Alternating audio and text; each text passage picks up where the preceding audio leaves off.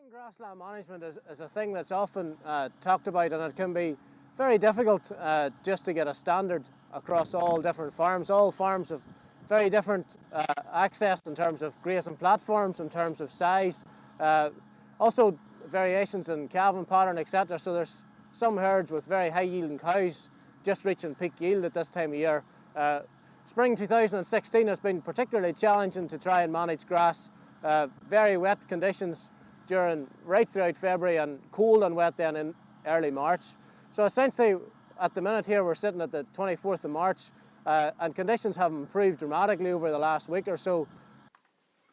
In terms of better understanding the potential of graze grass to replace and indeed be supplemented with concentrates in the diet, recent research conducted at AFBI Hillsborough, funded by DARD and AgResearch, has shown that graze grass, along with appropriate levels of concentrate supplementation, the grass in itself can support yields of 22 to 24 litres per cow per day in the late April-May period.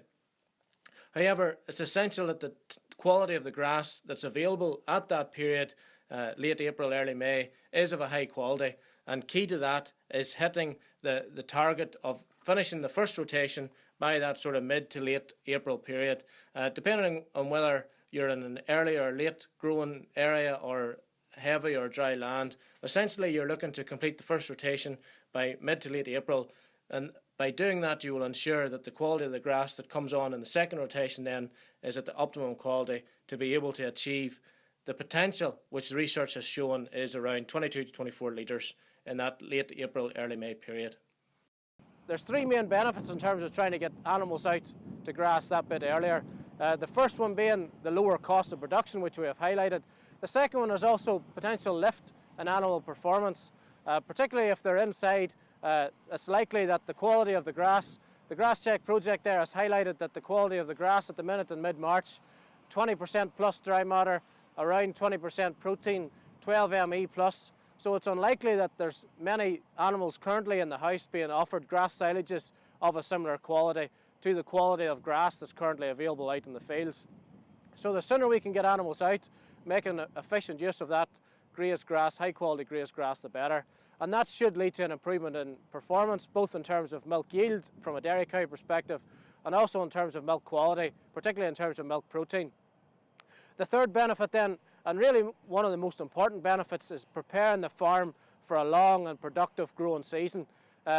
All too often we see herds turned out to grass late, sort of early to mid-April, and at that point really you're on the steep part of the grass growth curve. Grass is heading towards its natural peak in growth, sort of late April, early May, and if you're turning your herd out whenever grass is growing as fast as your cows can actually eat it, essentially you're going to lose control of the grass supply in your grazing platform right from day one, and that's not what we want, because that'll have a detrimental effect on sward and animal performance in the short term and also the longer term.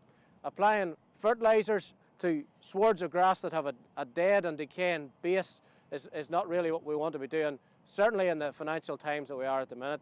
You want to be out early, get on top of grass, graze nice covers of grass, about 2,800 kilos down to 1,600 kilos of a residual. Keep grazing the sward cleanly and do that repeatedly over 5, 6, 7 rotations through the rest of the year. And again, whenever it comes to challenging grazing conditions, we have had them certainly in spring 2016 already, and more than likely we will have them again during the summer period. And essentially during periods of difficult ground conditions, being able to alternate entry and exit points, being able to put up back fences, all those things help to keep the herd grazing and help to keep grass in the diet and keep sort of expensive silage and concentrates out to a minimum. And all those things really help to make best use of grazed grass.